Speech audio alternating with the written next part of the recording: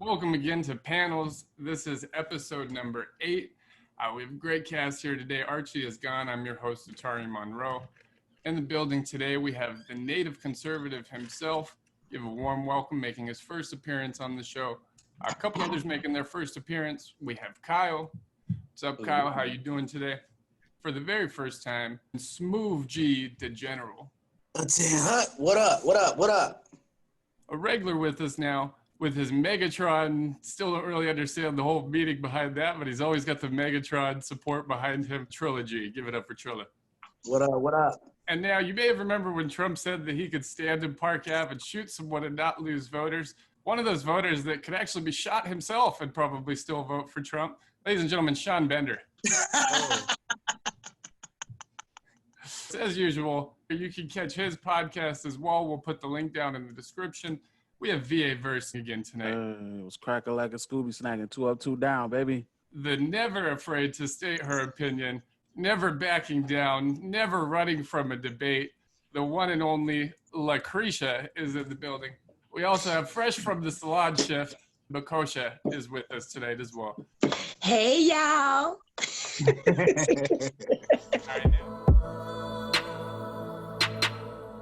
Do you feel that Trump's statements with the stand up and stand by was a call to action, or was he denouncing white supremacy?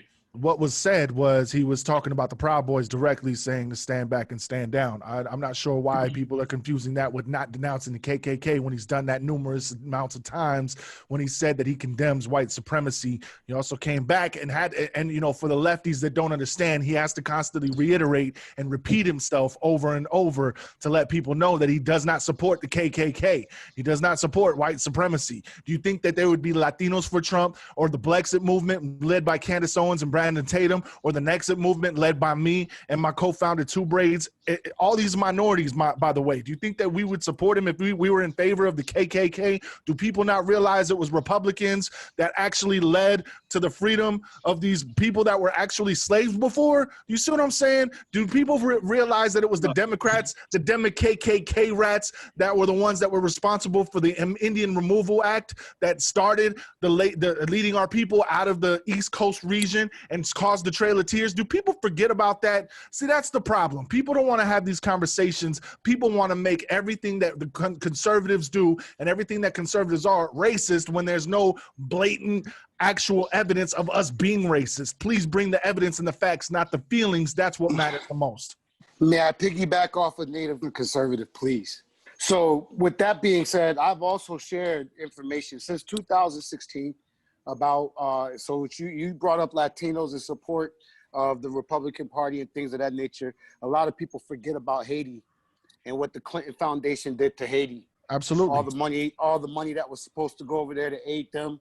Haiti had their number one export was rice before that hurricane and before that earthquake hit them. Guess where they get the name rice from now? Some farmer in Arkansas, I believe it's the cousin of Hillary Clinton.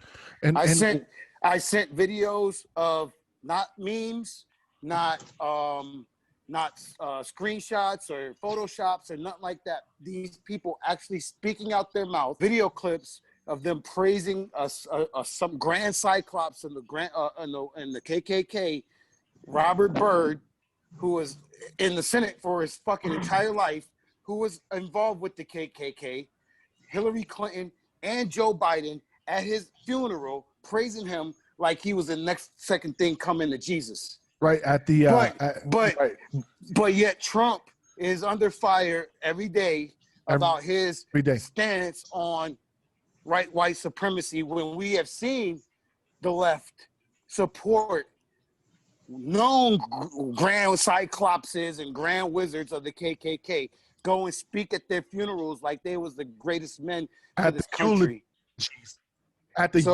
Speaking at their eulogies, members of the KKK. And those aren't memes. Those aren't photoshops. Those aren't suggestive. Those are facts. Those are words coming out of these people's mouth about this man. And see, that's one of the biggest problems that I have. He condemns it, he condemns it, he condemns it. The moment they bring up Proud Boys, which people don't do enough research on the Proud Boys. I've met Proud Boys. I know Proud Boys. I know these brothers. Latinos, they're black people, they're natives. They're not, I don't understand. Do people not realize that we do our research, that if we do our due diligence and understand who it is that we're we're behind and backing, do people really think that we'd support him if he was actually racist? No, but here's the thing, though. I kind of do. Here's what I want to know. Nobody is perfect, right? But I need to. This is something that bothered me because when I looked into it, I found out this is 100% facts. Because I thought it was just, a crock of shit. Because when I heard it, I was like, nah, man, he just must feel that way because he just, die hard crazy, gangster conspiracy. But nah, dude was telling me at work one day that Trump was actually received money from his campaign funding from this guy that owns Home Depot, and he also owns these privatized prisons. And this was way back, way back. And it actually was all true. I started looking into it, and I was like, they actually get subsidized funding for like each prisoner they get, and it makes sense why they keep this place crowded. Yeah, but check this out. Pay to put that person in power because you want that person to do what you want. It goes both ways. But check this out, though. But check this out, though. And who it's privatized? People, and it's Who privatized? It's almost ironic. Who privatized prisons? The KKK was the Democrats at the KKK funerals. It's like how are these people saying that they actually are for somebody? And it's like you got these Mexicans outside your store and like you want to put them in prisons. It's like. It kind of don't make sense, bro. You know what I mean? People, this world is fucked up, bro. Nobody is please quote some sources. Right. Please quote some sources for that before you speak on it. But hold on. Let me interject on that one real quick though. Check this out. Who implemented that? That was the Democrats. That was the initiative by the Democrats in the 90s when let's go back to the 80s when the DEA hold on time. Yes, it was. Let me explain to you why. No, it was not. So okay, privatized prisons. Not the prisons. I'm not talking about privatized prisons. I'm talking about the privatized to where they hold the detainees became privatized. And if you look into who owns that person is right. You're not hearing what I'm saying. Prisons were ran by the state. Prisons were ran by the. No, I'm listening to you. But he said he's not talking about prisons. Okay, but he's talking about. Okay, so you talking about Walmart getting what from you? You was talking about. I didn't say Walmart either. Nah, I said where they hold the immigrants. If you look into that, look who owns it. Look who he is also a campaign contributor. So is Michael Jordan. So are we going to talk about that? You get a subsidized, you get down. bread. I'm down to throw shade on Michael Jordan. I'm down to throw mad shade on Michael Jordan. Come on, see? Down for that shit. Money, bro. That's what I'm basically just saying. Nobody's really clean. It all comes back to the cap. But the thing is, you're treading on some light waters, man. You got to start bringing the facts and some sources, man. If we're gonna start believing anything, I mean, I can't go off of hearsay. What we do know is Michael Jordan has money invested. Michael Jordan has money invested in prisons himself. Does that make him evil just because he knows black people and Hispanics and minorities are constantly being thrown in the prison system? I mean, it was all created by design, but that design you can't blame on the right. We're the ones that want freedom for everybody, and the left wants to keep people incarcerated because it creates and generates money. Hence why Kamala Harris is a millionaire. Again, I think Kyle was talking about immigrant detainees. I don't think and we could talk about immigrant detainees too. Don't break the law. You won't have a reason to get detained. What's the problem? You know what I'm saying? You want to break the law coming into my country and breaking the law and then sabotage everything that my country's built. And this is my people's land. So I have a right to tell any immigrants that come here illegally that they don't belong here. So if somebody came over here breaking the law, if they get detained, well, you broke the law, genius. What do you think is going to happen? If I break the law, what happens? I get detained. Are you going to feel sorry for me and create a GoFundMe to give me some blankets and clothes and some shoes? Third world countries, if it's life or death. Why is that our problem? Why is that our issue? Why is that our problem? Why is that our problem? You only got two options. Beheading. Why is that our problem? Go fix your country. If you come from a third world country, fix your government. Stop letting the damn cartels override your government and officials, and maybe you won't have a shitty country. All right. I'm guessing from your name, you're native, right? I'm a Cinnabon Yankton. I'm a Cinnabon Yankton Nakota. I'm a quarter Atom Pipash. Enrolled in the Salt River Pima Maricopa Indian community. My mom is full-blooded Nakota Sioux. My dad was half Atom Pipash. Okay, and you say that about people coming over to this country when people took the country from you guys first. Okay, and what do you want me to do about that? What am I supposed to do? Am I supposed to hop in a DeLorean and just go cruise back in time and start changing shit? No, I'm just asking. What am I supposed to do? I'm asking about who you mad at. I'm not mad at nobody. The point is, don't break the law. You won't get detained. How hard is that to understand and to ingest? This is my thing. I've always had a problem with watching the news. And I watch stuff on the news that has something to do with the other country. So with other countries, and then like how you're saying, like, why is that our problem? And that's how I feel when it comes down to, we got matters in America that we need to take care of. I don't give a damn what's going on. We got a homeless crisis right here. Right.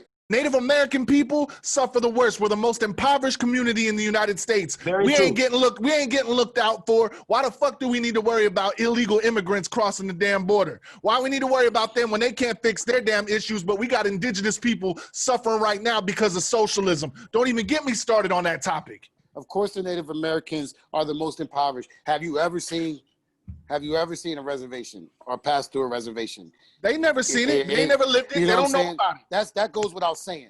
Secondly, I've been there. when it comes being there and living there is two different things, partner. Make sure you get that straight, just like your other facts you were claiming.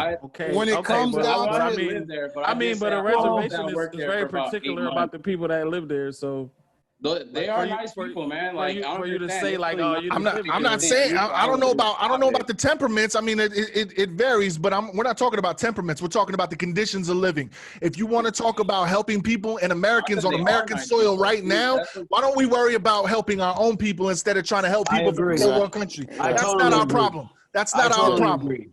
I totally agree. Not our problem. The only time that the problems overseas become our problems is when it's a threat. No, when it's beneficial. When it's beneficial to our country. We can talk about this one. I'm a conspiracy theorist on though. You can get in. Let's go make his point. Go ahead. So the second point off the last time is, yes, right down the street in your own community, in your own town, there's probably that homeless dude, or probably that, you know what I'm saying, that single mom that's struggling. You know, we got that shit here. So I get it. And then there was a video on YouTube where it had Donald Trump and Barack Obama giving the immigration speech.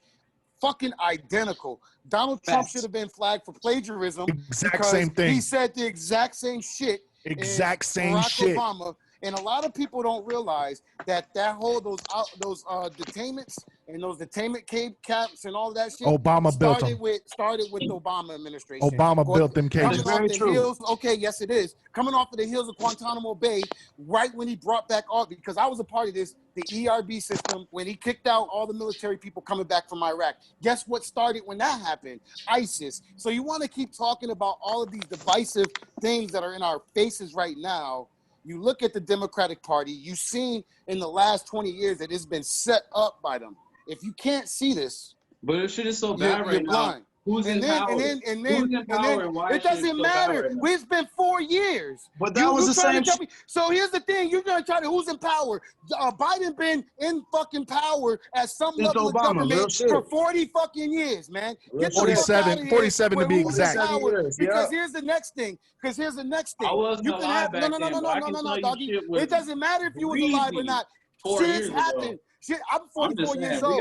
I'm 44 years old. I'm 44 years old. You're not going to talk over me right now, all right? I've lived this shit. I've seen it. I've been in the military. I've been overseas. Have you been overseas? You can laugh all you want, but your laughter is just you not denying the fact of what's going down. You know what I'm saying? If you can't look and see what's happening in our country, even if you 20, and if you do the research and see your fathers, like, you know what I'm saying? I'm 44 years old. I was a victim of that 90s mass incarceration bullshit.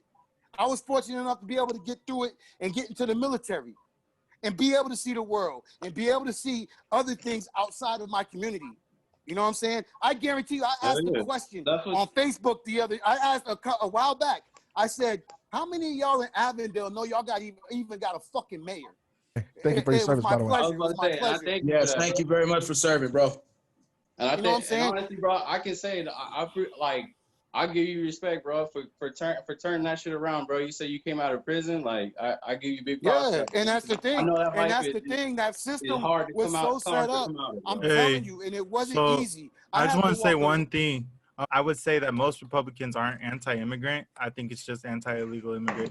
Thank you. Thank you. Can we get a round of applause there? Because I don't have a problem with legal immigrants. Get here, do it right, do your thing. We love you. We want you to embrace our country. I agree. Take care of this beautiful soil that my ancestors by intended me to be on. I appreciate that. But if you're gonna come over here illegally and extort my country and exploit it and come out here and fuck around and start killing people and go back to Guadalajara and then come back again and do it again, no, I'm sorry. You can keep that mob mentality over there. We don't need you. That's why we're strapped up. That's why we're ready for warfare. These motherfuckers don't deserve our country. A legal immigrant is defined by the first illegal immigrants. What do you think about anchor babies then, Native? Like, do you think anchor babies should be citizens, but we should deport the parents, or what? Anchor baby, elaborate.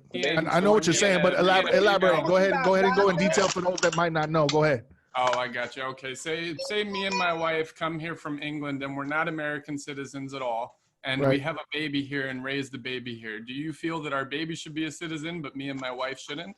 Nope. Okay, so if you come over here illegal, they need to stop doing that. They need to stop letting that happen, because that's exactly another way that they can exploit my country. If they come over here just to have the baby, that's a no-go. Have the baby over there. A lot of them also pay taxes. So what taxes are they paying? So people keep saying that illegal immigrants are paying taxes. When they're illegal and they're working here in the United States, they're not even using a social security number. So exactly, they're paying taxes, but they're not paying taxes under their own social. They're stealing people's social security numbers. They're creating fake profiles, and this is how they're paying taxes. Like I literally went and checked I went and checked my job history one time, and I had a job on there that I had never ever worked before. Yep, Somebody can't use my social security number and my name. I mean, I ain't gonna complain about it because it kind of put a little boost in my income. But they're absolutely not. And an anchor baby literally is someone who's pregnant. They decide, oh well, the baby could be born in America, so I'll come over here in 5.5 seconds. I'm about to deliver my baby. Boom! Now my baby's a citizen. That is an anchor baby. That's a no-go. So no, they need to go. They need to. Their mama, whoever came over here and had them, they need to be sent back across the border with their parent. They should not be considered citizens. No, just for that purpose. You did that on purpose. You had ill-will intent when you did that bullshit. No, I understand that aspect. Yeah, I understand people. That's the aspect that the majority of it is happening on. But if you come over here and you have a family, like that's. I don't agree with it due to the fact I don't agree with the illegal. Let's remember wordplay is everything. Illegal immigrants. I've grown up in Arizona where we are filled with that. Absolutely. You know what I'm saying? Born and raised on the South Side, just like my man, the native conservative.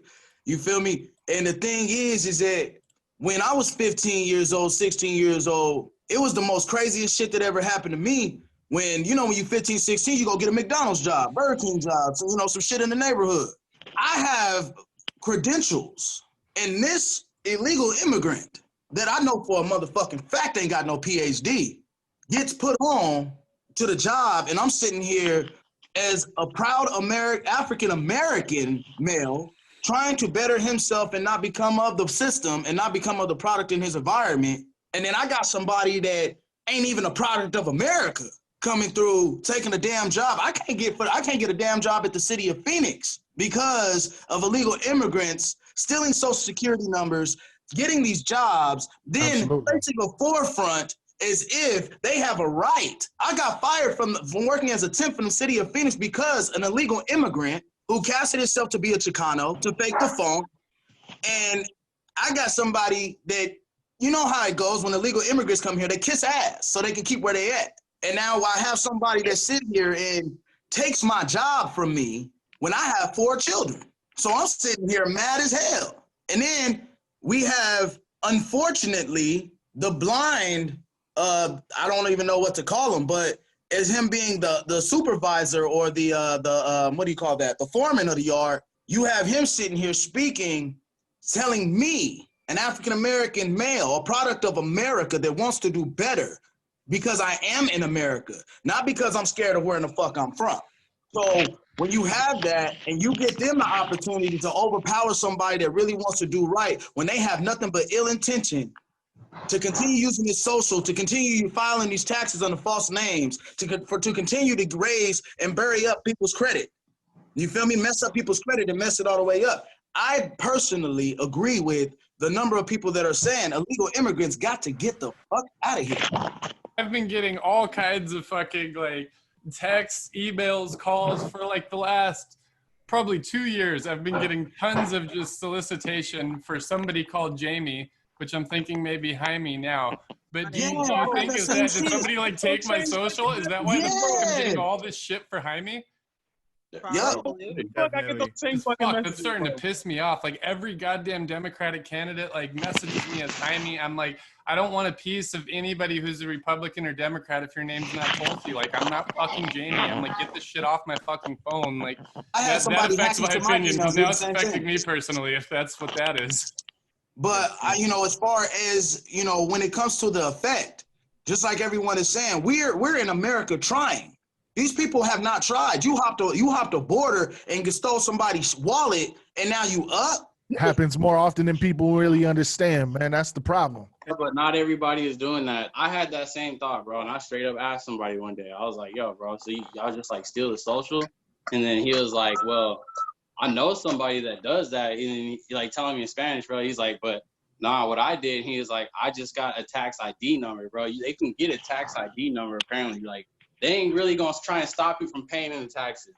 That's the government ain't stupid, bro. You want to get tax ID number? Yeah, we'll get you tax ID number, bro. Like that's what they're doing, and they get fucked. So they're creating another identity under a tax ID number. That's what you're telling me. That's exactly what's happening. That's exactly what's happening. Which is not legal, sweetheart. Like that's not legal. It's not legal, cool, or okay. No. Y tú hablas español también. Like I grew up with these cats in the radio. There was nothing but black people and Hispanics. Ellos me hablan español todo. And yo entiendo todo. So like I grew up around. I'm cultured, bro. Yeah. Like I grew up around these cats, man. You don't think I know what these cats are doing? You don't think I know that they laugh in our faces when they're able to take everything from us and then go back home with everything? They do whatever they do, man. Like people don't even understand how deep it really impacts us because. As an employee or as an ex-employee of the state, like they have a disclosure that literally tells illegal aliens that if you're not a citizen, you don't have to tell us. And if you tell us, then we have to like report it. Yeah, so they have to report it. Like they can literally go and get state benefits for their children without like giving their information. That includes WIC, cash assistance, child support, all those things. And who pays for that? You pay for that, Kyle. You pay for that, Kyle. All your hard work, you pay for that. So how do you feel taking care of people for free? So you have to bust your ass and you taking care of people for nothing. Yeah. What's up, man? How you feel about that, taking care of people working your ass off? And I agree with you. And the reason why, and I'm going to say this to piggyback off of, because you got to look at it like this, Kyle. You probably make a good substantial amount of money because you in construction. But look at it this way. For those that make, you know, a good $12 an hour, $13 an hour, and then they just making enough just to say they broke. You feel me? And then they get a piece of that pie off of their taxes, and we paying for these motherfuckers to come over here and live it up. Bro, I ain't never understood how a motherfucker hop the border and be in an Escalade in 2 days. I ain't never understood that shit. On God, bro, that shit happens all the time. Hey, my nigga, I'm still catching the bus as an artist, as a performer, as a radio host. Oh God. Hey, on some real shit, I wish the law would let me rob one of these motherfuckers. Then you're talking about an Escalade. They come over here and Did he bounce? Did he bounce out? Did he dip? Oh, come on. He dipped out. Left right there. He dipped out. Hey, but here's the thing, and I've noticed this. I've had family that I've tried to sit back and talk some sense into about, like, literally, I'm showing you videos, I'm sharing you links. You steady telling me this, that, and rah, rah, rah, and racist, this, that, blah, blah, blah. But I'm sharing links, factual shit, videos, not memes, not Photoshop. And then, you know, the next thing, I'm a coon, I'm a porch monkey, I'm all of these things. Nah, the porch monkey got the leash. I don't feel that you are that. No. Got the leash on his neck. No. I know that. They got the leash on their neck, and the Democratic Party got the leash on the black community's neck. I'm not saying that I'm. Oh God. I'm not saying that I'm a Trump supporter.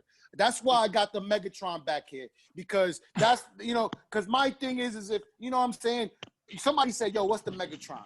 For me, it's the uprising. It's the uprising of people. I get it. Like That's right dope. now, you got a bunch of people, black, white, Mexican, natives, all sorts of people that are looking at this political system like, yo, this is some bullshit.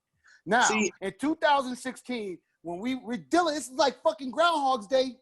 It's like Groundhog's Day because everybody and their mama was chomping at the bit to get Hillary Clinton up in there. I could give you about 15 facts about Hillary Clinton that will make any fucking Democrat puke if they fucking really looked at real the shit. information. Facts. So with that being said, I'm never gonna be like, yo, it's your right to pick and choose sides. But if you're looking at the facts and if you're looking at the situation as it is, not the bullshit that they put in front of us, like selecting Kamala Harris was the biggest slap in the face for the black community.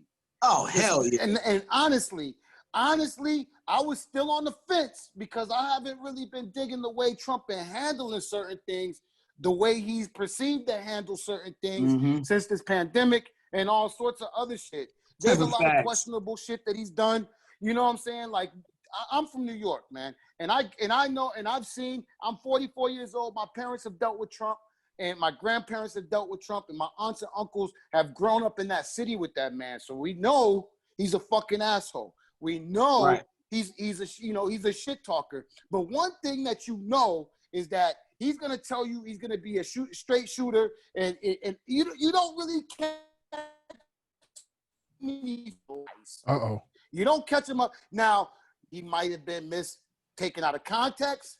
There might have been times when people misunderstood what the fuck he said, or took what they said or what he said out of context and ran with it. Or it could be somebody else's spin on. When he's being sarcastic or when he's being serious. And that's the thing. Telling a joke or when he's like prime example talking about the bleach. Never once did that man ever say, and I listened to almost every fucking angle, whoever fucking had that broadcasted when he said that. He was talking about, when they were talking about bleach and alcohol, they were talking about surface contact with it. Like, the bleach will kill shit in 30 seconds. Alcohol over 90% will kill it in less than a second. You know what I'm saying? So they were talking about that. Then they went into talking about actual clinical disinfectants for the blood. And then he looked over and then he asked the doctor, there's something like you can inject, like something that disinfects. He didn't mention bleach. He didn't mention Clorox or Lysol. Right. But in the press conference, he was talking about that shit because he was talking about the surfaces in our homes, doorknobs, countertops. But see, and to be real with you, I agree with you, bro. And because you have to, and this is a sad part about America, and as far as the people dealing with the media, I honestly feel like how you said, you got a right to be on whatever side you want to be. You feel me? It don't matter what you want. That's your life. Do your thing. But this is the thing, though. I just really feel like you said, know what side you picking and know why you picking that side. I think a lot of these people in America right now, just for right now, because I don't know how it was back then, like my generation, my homies, they over here, I'm going for Biden. And you know what I'm saying? Like, I mean, even with myself, I'm not going to lie, I was ignorant when Obama got in office. You feel me? Because I was 18 years old. I didn't fucking pay attention. I was like, this is a nigga. Come on, we going to vote. Yeah. You know what I'm saying? Yeah. So, and that was dope to see. It was a very dope. In our lifetime, it was very awesome to see it gave us hope. Color in the office. And then I'm gonna tell you like this: in my day, I'm 44 years old. I'm 44. My parents in our generation, our parents didn't even talk politics. They didn't tell you who they was voting for. That was taboo. It was almost like one of those things at the workplace. It was highly frowned upon. When you be at the workplace or anywhere in public expressing your political views. Something I'll say about that is I know when you look at me, like you see a dark-skinned black man and you're just like basically like he can't be mixed or anything, but I am mixed. I'm biracial. So I definitely was excited by Barack, not for his politics, but for the fact that there was a biracial black person in the office. I was like, I could definitely identify with that. Well, the thing is, I was surprised myself when they voted me in. I couldn't believe it. Even me and Michelle, we didn't understand what was going on. We said, "Are they serious?" I want to say too, because this all originated from an original question. Going back to the debate, man, I just feel like it was just a poor showing as a whole. Now I don't want to point finger at either side in particular, but as such a prestigious debate and as far as its meaning and importance to the country, like where was the mute button? If somebody's supposed to have 2 minutes to speak on both sides, where was the mute button? Like your mic shouldn't be on. Your mic shouldn't be on if that person got 2 minutes to talk. Whether we talk about Trump or Biden, they both handle it like adults, and then they didn't. So, well, I mean, but you there wasn't no mute button somewhere. There was a mute button somewhere. You can't deny Chris Wallace being a fucking biased left wing idiot. He's a biased, and to have him to be the moderator as a biased left wing idiot, the way that he is, of course, it was gonna pan out that way. Because had you had somebody, I was looking forward to Joe Rogan doing it. I'm pretty sure he would have silenced both their old asses. But hey, that's just me. But you have Chris Wallace. Look at Chris Wallace's background. Look at his history. Look at what he's done as a journalist, or look at what he's done as a reporter. That man's a clown. He's a clown. I say this as a that plays moderator for different platforms and entities. Like both of them made that hard for him. I'm sorry. You could get on him for whatever, but both of them made that really tough for him as a moderator. Like, they didn't let him moderate. Yeah, but they were tossing Joe little softball questions. You know what I'm saying? They were just feeding him wiffle ball questions, man. Opinion at Trump as well. Like he was pretty much debating Trump. Like you're the moderator. Like why are you in the debate? Like that didn't make any sense. Yeah, he was really trying to get involved in that debate. He tried to share his opinion. Yeah, exactly. But look at us. Like we're sitting here, we have our little time as well. And when we get passionate about something, we overrun and overtalk each other too. Hey, Trump beat both of them though. It's like this. It's like I feel like him as a moderator, bro. Trump whooped their ass with some words. On God. Hell no. And Biden ready to fight after the damn debate. Trump's usually a great debater. I was expecting Trump to mop the floor with him, and maybe the debater. Hey, he low-key did, but he low-key did though. Hey, Trump, you know what? It was a great mass debate. Okay.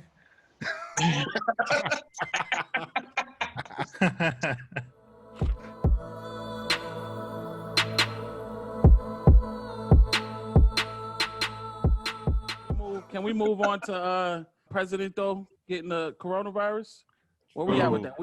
We all buying tickets. Had your mask on, fam. We all buying tickets for that? We could. I mean, yeah, we tried to help them partake. Had your mask on. I don't think anybody's happy, but nobody's sympathetic because I mean. You want to hear this conspirity theory? You want to hear the conspiracy theory? I'm asking if we buying it. You want to hear the conspiracy theory? We all had coronavirus. Hey, we all had it. I had it You at the want to hear beginning of the year. conspiracy? We all had it. The conspiracy theory is, as soon as the debate was over, Trump had fucking corona, right? So instead of us talking really about the debate and deflecting off of the white supremacy shit, then all of a sudden Trump got fucking COVID. Yeah, so everybody talking about COVID, fuck Trump, this, that, and the third. I think now people are going to be anticipating he's not going to be showing up to public events and debates. And boom, guess what? He's going to be there. And that's what I think all that shit is. Watch. I can't believe some of the things that I've seen about Trump and him not wearing a mask. Like here we have all these people who especially Democrats, who are always running around screaming, her body, her choice, my body, my choice, you know, and nobody condemns abortion, even though it was their body and their choice when they initially laid down and got pregnant.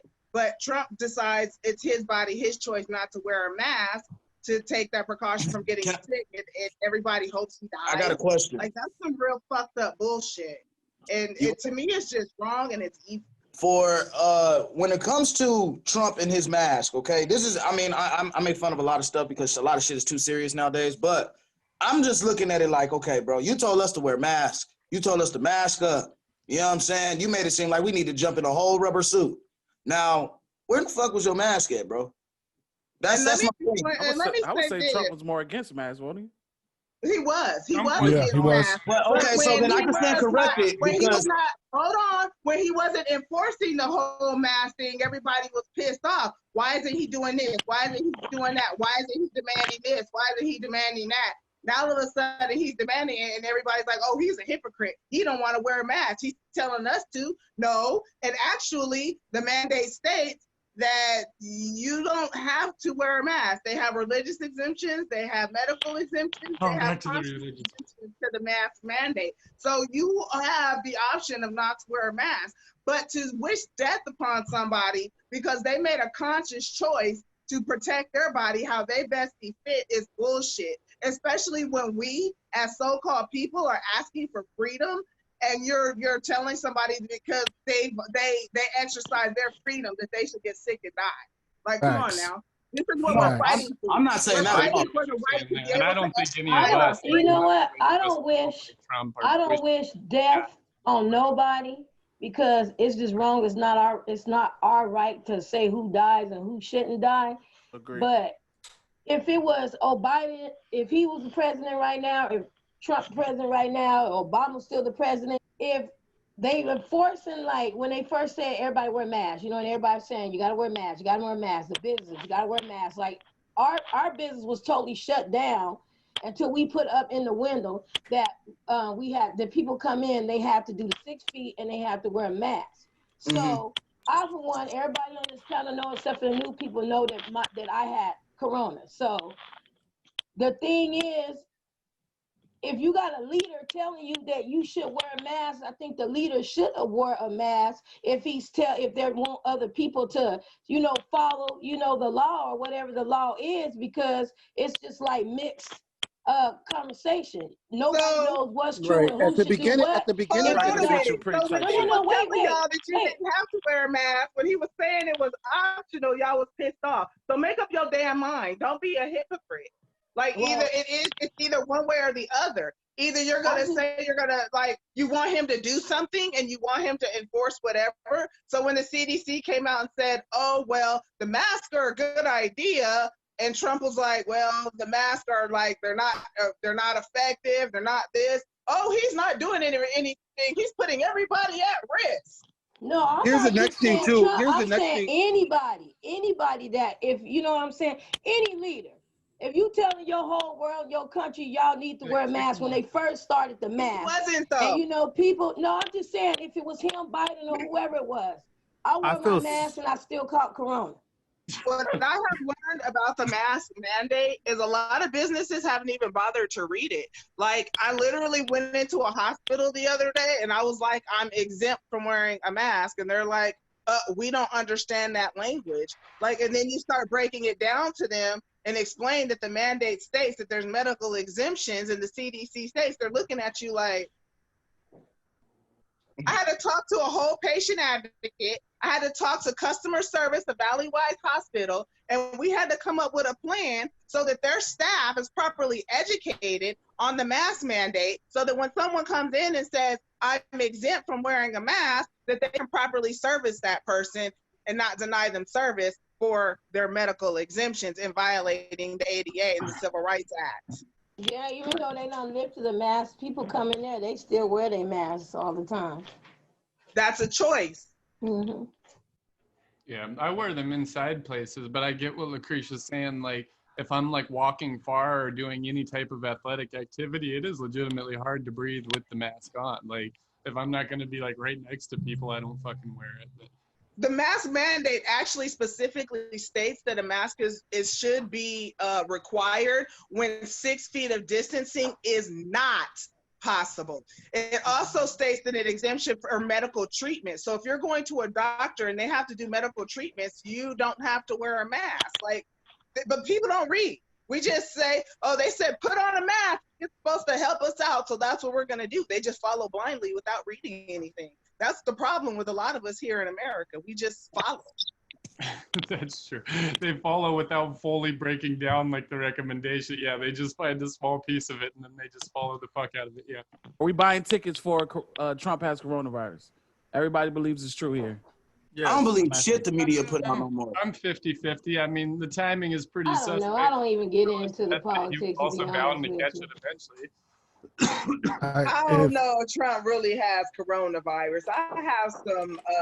How could he not at this point? Like Native said, most of us have probably had it, whether we were That's exactly what I was gonna say. I was gonna say we probably already had it, didn't know it. We're asymptomatic. I don't think that it's really as severe as everybody's claiming it to be. I think when you're asymptomatic, when you're asymptomatic and you don't show any symptoms, and you go out in public and you do what you got to do, it's just gonna pass through. To me, to be quite honest with you, my stance on the whole coronavirus thing is it's bullshit, because there wasn't anybody doing any mandated lockdowns back when H1N1 and these SARS outbreaks, Ebola, all that shit. All that shit was happening. There wasn't no lockdowns, but because of who the current administration and who we have as president, they have to implement some kind of power over the president. This is why we have Nancy Pelosi's dumbass. This is why we have the whole left losing their damn minds. They created a panic. They own the media. They caused the panic. They created the panic. They caused the reason for everybody getting shut down, causing people to have to wear masks when they go into places of businesses,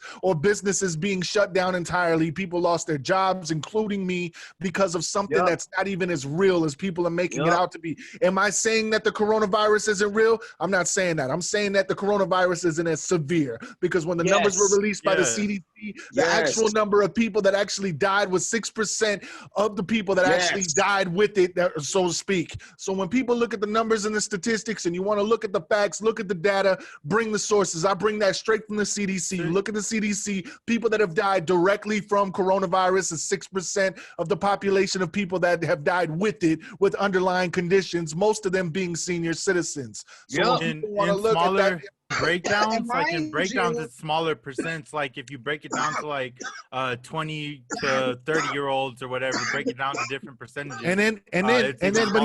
But here's the thing, and that's even less people that died from the H1N1 swine flu bullshit that happened back when Barack Obama was president. I don't want to hear it. And mind you, if you sit up here and you divide the amount of people who actually died compared to the U.S. population, it actually totals less than 1% of the That's population. and thank you. Why was this necessary? I'm trying to tell people it's because of who our current administration and who we have as president. That's why they had to start this panic. Who owns the media? 85% of journalists, 85 to 90% of journalists are Democrats. Are left-wing liberals. That's a fact. That's a 100% fact. People have done surveys, conducted studies. Harvard University did it, and a couple of other universities did it. Turning Point USA released a data spread that showed that the amount of people that are journalists in the United States are left-wing bias. You can't sell me bullshit and call it a nice chef salad. I'm sorry, I'm not eating it up. So you think the coronavirus is real, but you feel I don't like think it's as severe. It's not as severe. Coronavirus is not that bad. I know I had corona before, and after like my 6th one, I was pretty drunk, but it wasn't like I was dead or anything.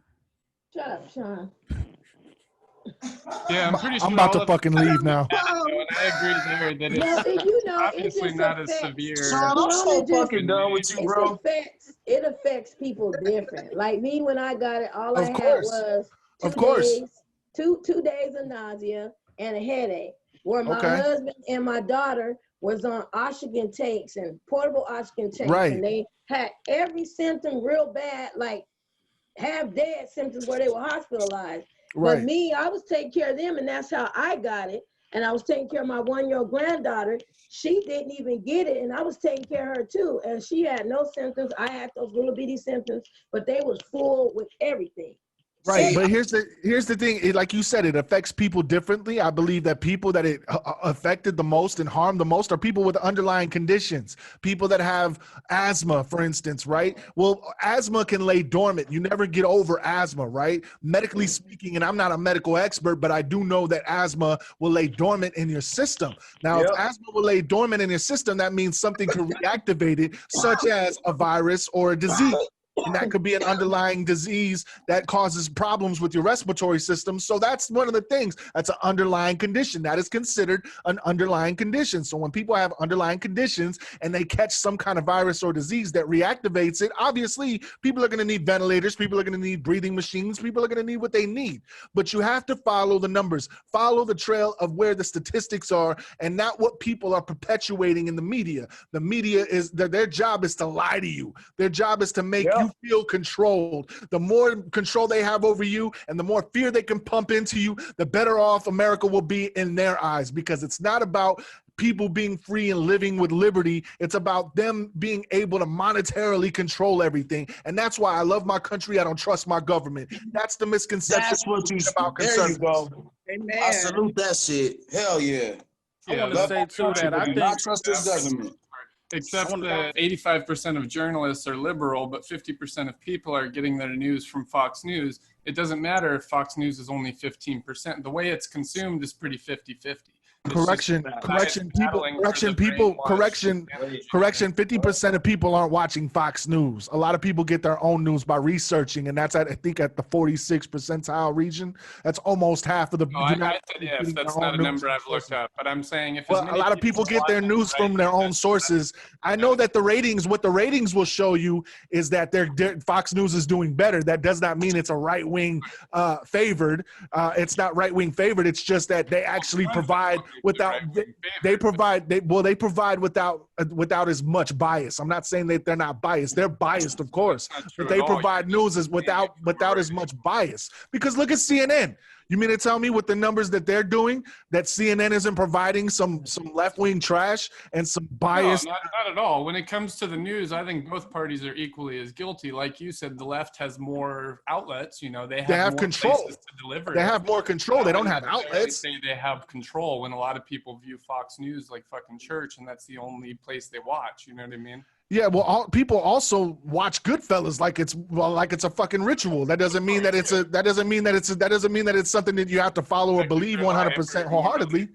Right, I got you. Of course. You know what I mean? But I mean, I love Goodfellas. I think that movie was one of the greatest, except Robert De Niro's a fucking douchebag in real life. But, you know, that's neither here or there. What I'm saying is I don't take that in as that being 100% accurate. Just like what did Marvin Gaye say? Believe half of what you see and none of what you hear. I don't think many what did of Marvin us Gaye do, say? but I'm talking about how the general public consumes it. I don't think any of us are super manipulatable people like any of us on this panel. You don't believe that people are super manipulative, or you don't believe the media is super manipulative? He's talking about us on this panel. Oh, absolutely. Us, no. Any of us are in the group of like easy manipulated people. Yeah, absolutely. We're talking about the group. We're talking about humans as a whole, not us. Okay.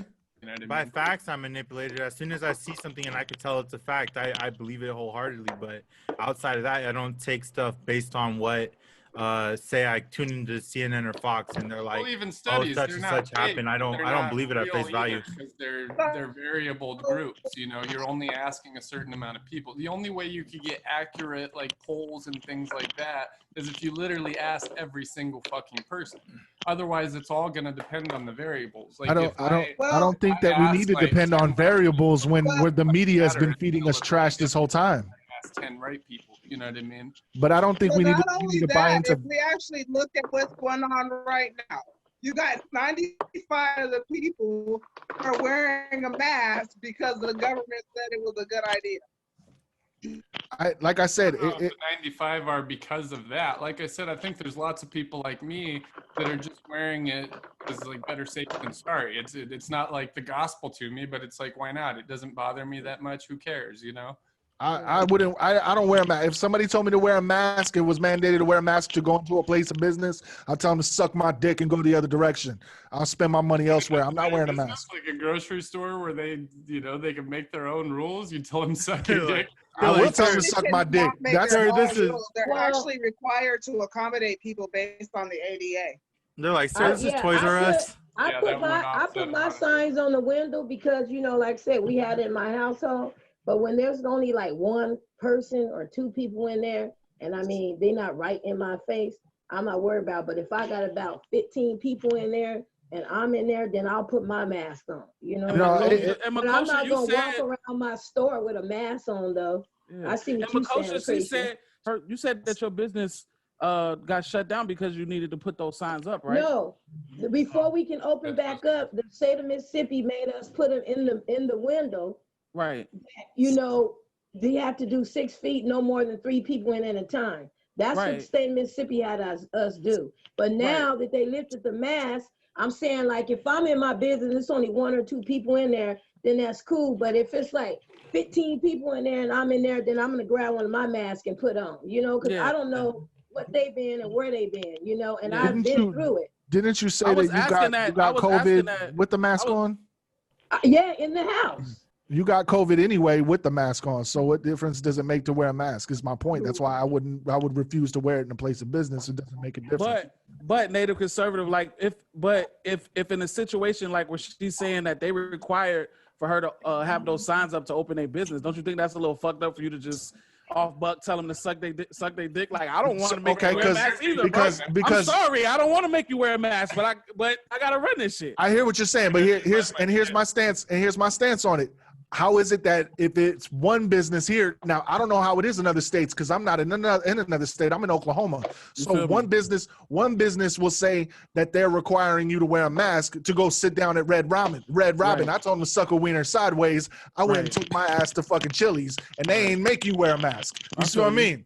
So there's a total difference. I can take my money elsewhere, but if it's mandated and it's a law, then I ain't taking my ass outside. I'm gonna be like, man, the hell with that shit. Yeah, it was all the they shut down all the business in Moss Point, Mississippi. They shut them all down, and then they gradually opened up. But before they shut down, when they made it shut down by 12 o'clock on that Friday, the barbershops, the hair salons, everybody that was down on that plaza, they wanted everybody to be bleached down, lights all down, and locked down by 12 o'clock that day. So that's what we have to do because that's what the law said. So then when we opened back up, they told us that it was mandated that we need to put in our windows that if we have more than 2 to 3 people in there, that they need to wear masks. And they had us put a sign in there. That's and they stupid. checked. Right, That's like stupid. politically, I agree with you, Native, but you got to keep in mind, like Bruce is saying, I would have my they're own just rules acting and I'll off do what I want. regulations. Like they're at mercy to the government, just like the rest of us. You know what I mean? So I'm supposed to give mercy to the. I'm supposed to bend at the knees for the government. I mean, no. I'm saying you have. So you're just wearing a mask so they can stay open, so everybody can. I get that, but I'm 100% fine with you going to another establishment. If you're not with it, you're going to the establishment. But it's like if I invite you over to the crib. If I invite you over to the crib, say, come in, but my wife thinks you should take your shoes off. That's the policy. Crib. But that's your crib. Policy. I mean, but that's their business. That's your crib. But there's a business and then there's your crib. You're just that's apples and oranges, my guy. That's like Android and Apple. Come on. Business, not But franchise. I'm not gonna lose. My whole thing is I'm not gonna lose money. I mean, everybody to their own. There's no. I agree with what you're saying. Yeah, I agree. There's no wrong answer. There's no right answer. But for me to make my money and lose all that money because I don't want to put a sign in my window, it's not worth it. Right, and I hear you. What I'm saying is where I'm at, and this is totally different. Like I said, it varies between different places, right? Where I'm at, Applebee's might not make you wear a mask, but Chili's will. So I'm going to take my business somewhere else. That's how I look at it. I agree with you. And I think you have 100% right to do that. Still stuck on this because look, I'm gonna walk y'all through a situation, right? So I'm VA Verse. I'm the hostess at this Cheesecake Factory. And you're a hostess or a host? I'm sorry. Good, my nigga. I appreciate you. I appreciate you for getting me on that. I'm a host. I got you, bro. At this fine Cheesecake Factory. 6'5" Native Conservative comes in. And look, man, I'm just trying to do my job, man. Can you put a mask on? Hey, suck my dick, bitch ass nigga. I'm out of here. Hey, man. I wouldn't say bitch ass nigga, but I will tell you, you know what I'm saying? Like, yo, what's the deal? You know what I'm saying? You infringing on my rights, man. Is it mandatory that I have to wear this shit? And if you were asking me, hey, in order to eat at our establishment, you're gonna have to eat it. I have to use it. You know what I'm saying? In order to have service by us, you're gonna have to wear it. If I really feel like I need to have some Cheesecake Factory, here's my problem. Why the hell are you gonna wear a mask at a restaurant when you gotta take the bitch? True.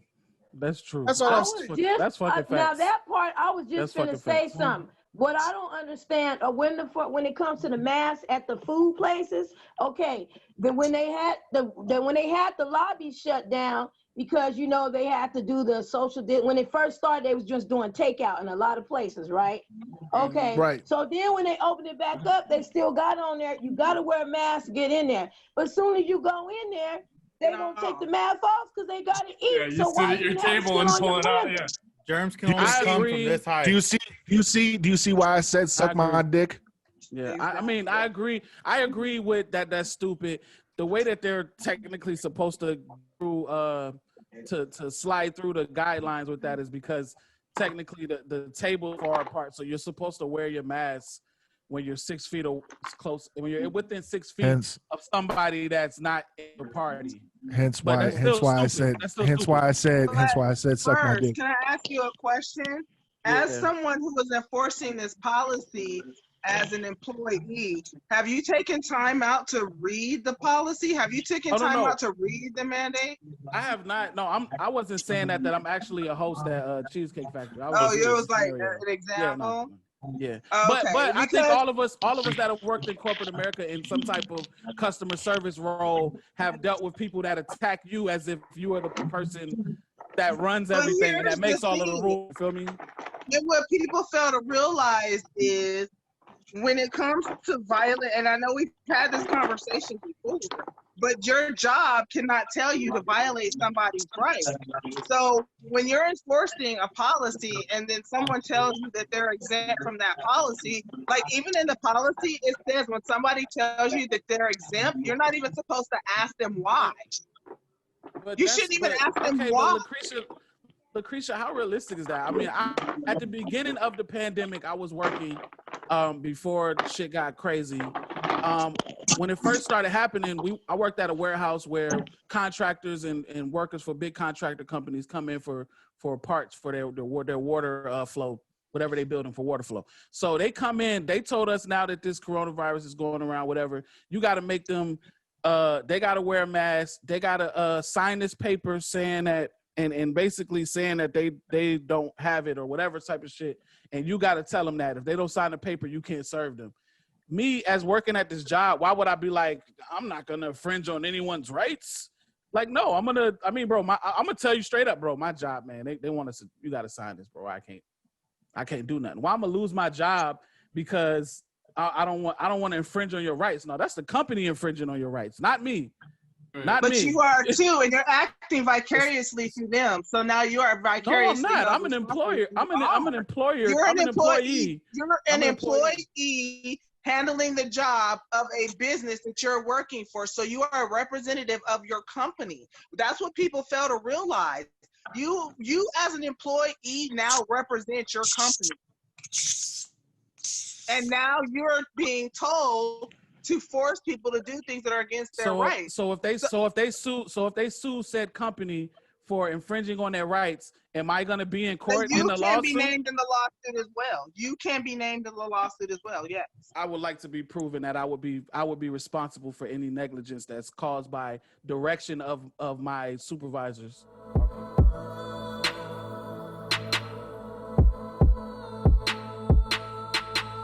All right, hey, you guys, I gotta cut out. I don't want to. No, I just go to war. I just love my gun.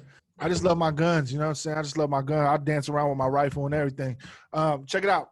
I would love to have all of you guys as a guest, one by one, for my podcast when I stream. I'm looking forward to meeting you guys and actually having a conversation one-on-one with you guys if you guys do get a chance. Again, I really do appreciate you guys having me, man, and I do apologize for having to cut it short.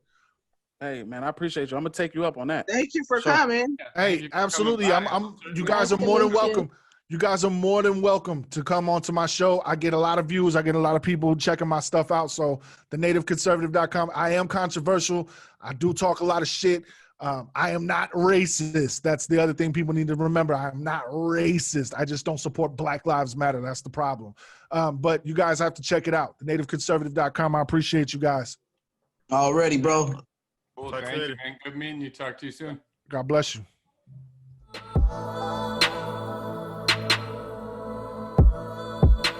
Who all got kids, man? Who all That's got kids? the one I was gonna say, but Atari doesn't. Mine are grown. They're not here. I still have a feeling of the issue, though. I have parents, and I've been a kid that was raised by humans. And how y'all liking this homeschooling? Okay. I feel that Dogs or cats? Oh, definitely dogs. No cats. I don't do cats. I can already see just from general society and having friends with kids that the whole, like I think LaKrysia said right from the start when we first talked about it, but I don't think the virtual schooling works for all kids. Like I think a lot of kids are really fucking struggling with this format. And they are. Yeah, and I have 4 who are doing homeschool right now, and it's really cool for my older 3 kids. I have a one that's in high school. He's a junior in high school, and then I have a 13-year-old who is in 8th grade, and then I have a 12-year-old who is in 7th grade. So for them, they're doing okay. Like they understand. Now, the main issue we are having though is connection issues. We're having problems with them signing in. We're having problems with teachers giving out the codes. We're having problems with technical support answering the phone or not calling back, or, so we've had a lot of those issues. But then with my 7-year-old, she's like struggling. So they gave her this assignment where it's called like a block, where she's got to take the word and she's got to break it down. So in this assignment, she's got to go to the text box for everything and move the text box over. So the word that she was breaking down was think. So she's got to take the text box, go over, put in the T. Take the text box again, TH. Take the text box again, THI. Take it again, THIN. And so she was like looking at it. And then when I tried to show her how to do it, I was like, you know what? I just have to keep you on paper because the online learning was just much for her. Right. It's like you're trying to do schoolwork and different subjects, but then on top of that, you're also having to use this mechanism that might not be very easy for you. My daughter keeps coming to me and saying she's on hand break. coordination for some kids at that age, and then their ability to sit there and their focus to pay attention for that period of time. Too, yeah. It helps going from classroom to classroom each hour. Otherwise, your focus. How the fuck are you supposed to keep that through a whole? Yeah. Yeah, my sister got 7 online. She got the online 7, and they actually doing good because they know if they get off that computer, they finna get the beat down. But then my stepdaughter, her kids is having a hard time. She got 2 having a hard time, and I think it's kind of harder with kids that have that ADHD and stuff like that. Like the ones that can't sit still, and they just struggling. They like having a really hard time on these computers. Yeah, see, my kid. He frozen. Yeah, so my kids are doing this virtual thing. The only thing that I'm looking at, they're in the luxury of being a kid in. It's probably because you're just where you are and not on like a. Yeah, it's probably a signal where I'm at. Well, I'll tell you like this. I'm going to go ahead and sign off. It's been great. I appreciate you guys having me 100%. And the only reason why I'm going to sign because the signal's bad. But I appreciate you guys having me. Hopefully we can do this again. Thank you for coming. We appreciate you too. And we appreciate your mannequin challenge too. But I'll say, man, for as far as me, it's been definitely challenging to say the least. I mean, the kids, like LaKrysia said, it's a difference. And I have a eighth grader, and I have a first grader. So it's been a difference in how they handle, and basically how much can you really break down something for a kindergartner or a first grader on the computer, you know what I'm saying, to where they can function on their own. The kids, like the eighth graders are able to function on their own. My first grader is not able to function on her own. I have to break down more stuff with her than I have to do with my eighth grader, even though my eighth grader is, she almost got herself killed by my wife for slipping up on some shit in school. But that's a whole nother story. She's still alive though. Do any of your kids come to you and be like, Daddy, Mommy, I'm on break, and then you go check and they're not? No, my kids, I mean, their mother my wife works from home. So she sits she has her stuff set up in the dining room area or whatever. And for the most part, my first grader is sitting at the island in the kitchen while she's doing her work. And my eighth grader is either in the living room or in my office area doing her work. So we pretty much know their schedules. Like we know their schedules. I set alarms on my phone for my first grader to on her classes, because like the first week I was bombing, bro. The first week. My daughter was like 15 minutes late to every class the whole first week. I'm like, shit, I gotta set an alarm on this shit. No, it'll feel like baseball or basketball, like an asterisk season, you know, like when you're like, oh, I got these grades in 4th grade, then I got these grades in 5th grade. Then there was the pandemic school year.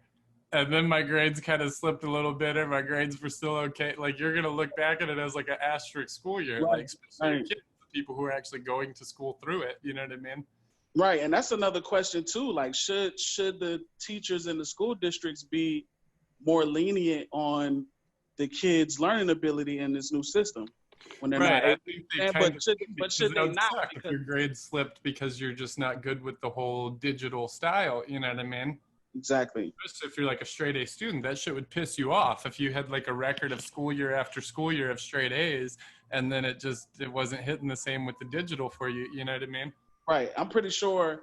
I don't know this to be a fact, but I'm pretty sure just our nature as human beings, we all learn better in person, whether or not it be to take notes or to see or to hear. Whatever it is, it's better delivered when you're in person, I feel like. But maybe I'm wrong on that. I'd agree, but I don't think all people are. Yeah, I think there's some people that can just learn shit very digitally, like just like people think different. Like some people think like mathematically, but others think like when I think, I like see the shit in my head, like it's like a dream, you know, like I think super visually. But others, they don't think like that. They don't picture shit. They just make it like an equation. You know what I mean? I'm a hands-on person. I have to picture something before I do it. I hate math, but I'm good with numbers. I can remember numbers and phone numbers and people addresses and credit cards and all that stuff. 4, 5, or 6 of them at one time. They always ask me, Mo, what was my card number? And then they just laugh at me because I read all their numbers and stuff. And I hated math. Absolutely hated it. I hated it too, but I was good at it. Yeah. Yeah, that's what I'm saying. That was the crazy part. That's my damn mind.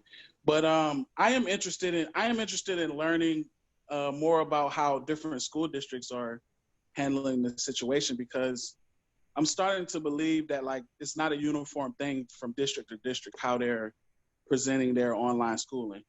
Oh, okay. Because I think honestly with my kids here in Avondale, that the school district out here is doing a marvelous job at this whole system and having it ready to go. Not there's very few, as far as on our end, in our household, there's very few technical difficulties that aren't easily worked around. You know what I mean? Mm-hmm. I don't have no kids in school right now, but the grandkids, my husband's grandkids, they make them wear uniforms still online. That's crazy. That's crazy. They have to be dressed in front of the computer at a certain time, just like they was in class. That's crazy. I said, oh, I'm glad I had to go through that. All 5 of mine in their 20s, and they need to stay there. My kid with the wear it at home. I saw something online about, not online, on the news here, the local news about football the other day. Are they doing sports verse? Are the kids doing football, high school football and shit? They actually starting to do sports out here. With like limited crowds? Sure, me and Trill actually talked about this the other day personally. I'm pretty sure the schools that rely on their athletics program are definitely trying to get sports back on. Oh, I guess I've seen some other sports systems are like, yeah, fucking prestigious and shit. Yeah, I've seen some high schools. I've seen some high schools doing sports without audiences. Okay, just no fans at all. Just go play the games. Some schools live off of that, and I understand it because a lot of schools that brings them a lot of income and shit. And like I said, they're prestigious within the conference. Right. Yeah. Some high quality schools are high quality because the football program brings a lot of money. Yep. You know, so I understand that if I send my child to a school that has a certain level of quality, and that certain level of quality is compromised because the majority of the money is not coming in from the football program that normally does, then I understand them bringing sports back. I mean, right. Well, and especially with seniors, it messes with the recruitment process if they can't see games too. Like, And the kids need that college also for their livelihood, especially if they're not academically, you know, a standout. Like, yeah, they need their football career to go how it's going, at least to get them into college. Yeah. So that's true. It has an effect on the whole system, like the ladder effect upward, you know? Right. And I think schools should open it up, but I think they shouldn't penalize or be upset at any parents that may feel like, you know what, me and my child will not be participating. Right. I think at that point in time, it's your choice. Playing ball this year, yeah. Some of the school districts are now opening up slowly, giving their kids an option to either come back to on campus or to continue on with the homeschooling. So yeah, we're staying. Our kids are staying home. We have the ability to keep them home, so we're gonna keep them home. Yeah, I think that's the only thing that makes sense is keeping your kids home during a global pandemic. What's y'all over under number of the parents that are sending them back just to get out of their face? Oh, majority of them. What's your probably over half. Well, you know, I have to go back to work. So I actually took a lot of time off of work because I was supposed to go back to the school. I'm a paraprofessional, and I was actually supposed to go back to work so that I can make money. And I had to take a lot of time off so that I could try to get my kids prepared. Now, most of them I probably will be keeping at home, but I have to go back to work, and my schedule is going to be 7 to 3. So with that being said, like I definitely have to put my 7-year-old back at campus because she's not safe at home. Like she runs out the door. She doesn't listen to her siblings. So I feel that for her safety and for the sanity of everybody else in the household, that she definitely has to go back to on campus school. No, I could dig that. I think a lot of parents have completely legitimate reasons to send their kids back to school, and it could even be as legitimate as I don't feel like shit is as serious. That's your choice, you know, as a parent. Well, I'm sending my kids back to the pound because Mikey, I'm talking about my dogs, y'all. I'm just kidding. Yeah, I know. I heard you say back to the pound.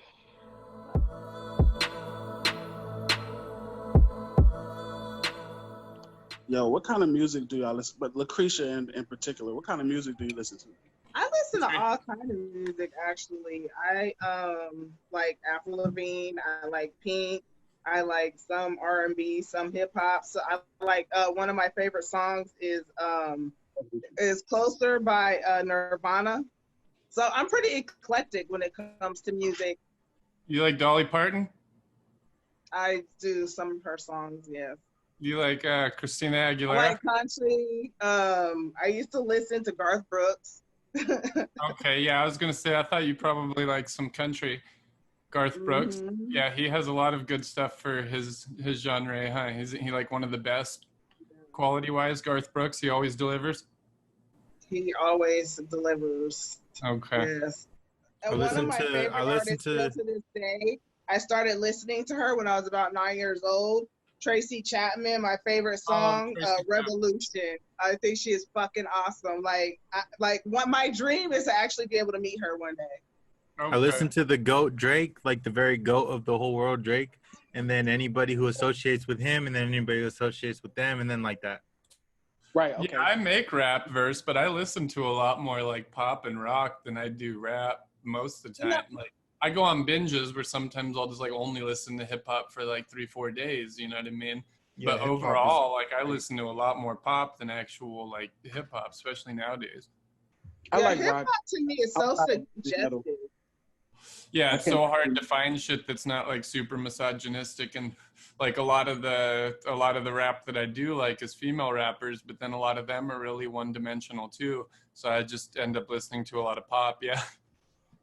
Yeah.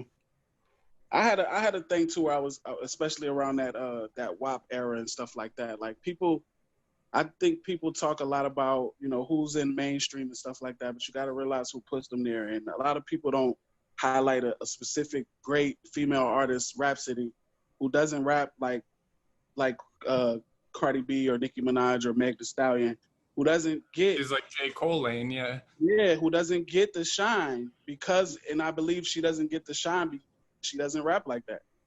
Right, because she doesn't. If she doesn't rap like that, she doesn't put herself in the realm of what they think is consumable for like masses. Like Right. nobody doubts Rhapsody within her lane. I No, think no. most people, if you doubt Rhapsody within your lane, within her lane, you're probably just one of those people that are against women in rap. Because if you like that lane, you can't say that Rhapsody's not very strong at what she does. You know what I mean? Rhapsody rap better than most guys.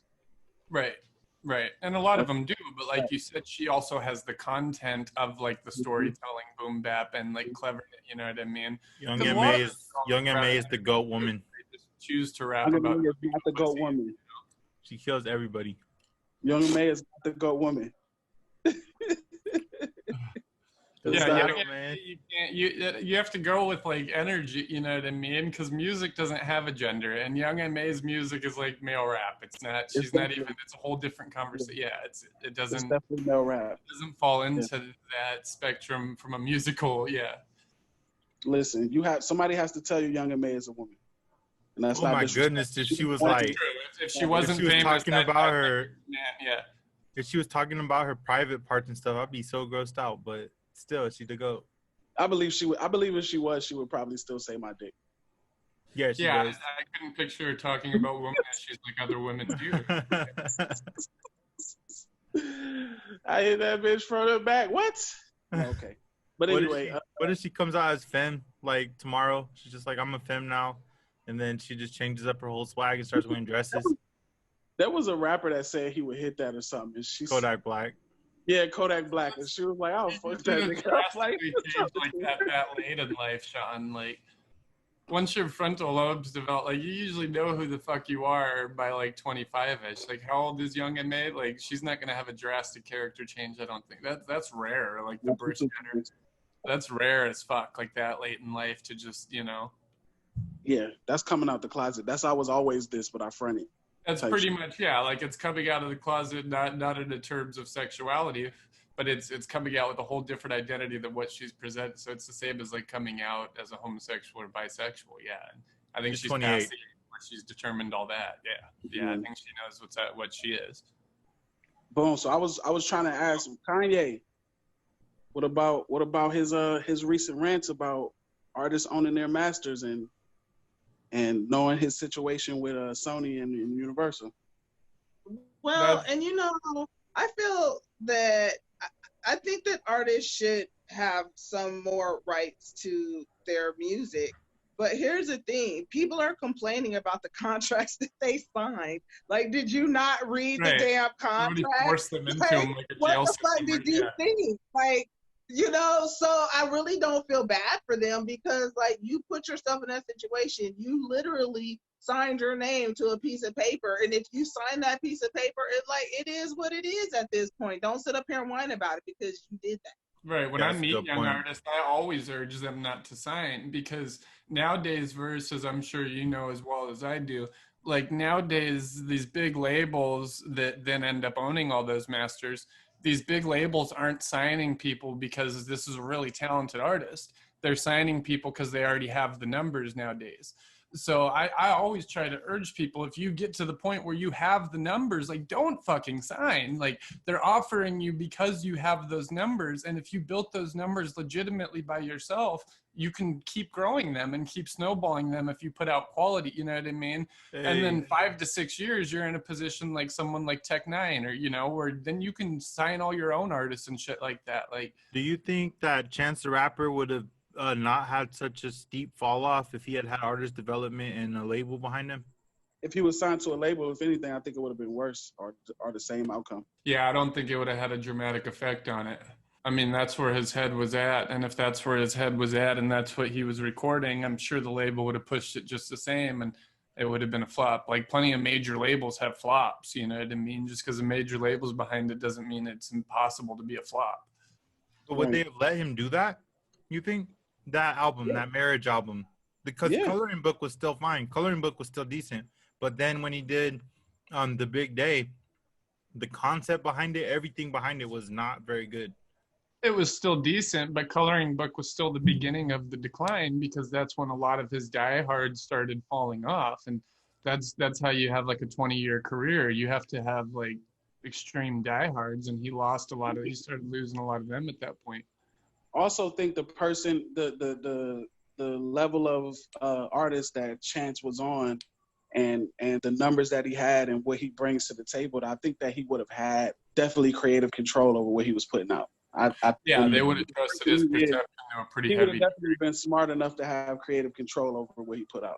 Definitely. I don't think that he's dumb enough to give that up.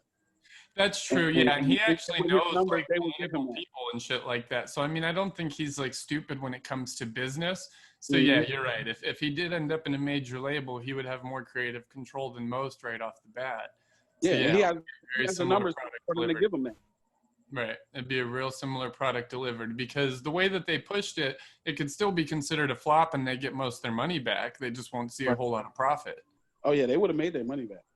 Because all those still have like fucking 12 million plays and shit every track, even though it's considered. The fact that it was reviewed so poorly by everybody almost worked as promo afterwards, because that got a whole second wave of listeners. Like after Coloring Book, I wasn't even planning on listening, and then after everybody said it was like historically bad, I'm like, I got to check this shit out. If it's just like a complete train wreck, like it makes a whole second wave come in and listen. You know what I mean? Yeah, I think the artists definitely artists need to start being more smart and making sure that they have some type of things that set them in the future. You give all your masters up, and Kanye is a bad example, honestly, because if you look at his contracts, he kept re-ing up. He kept getting another loan and getting another loan. Oh, yeah, he could have got out when he was super famous. Yeah, you don't own your masters, no. Yeah, they said that he was negotiating for it.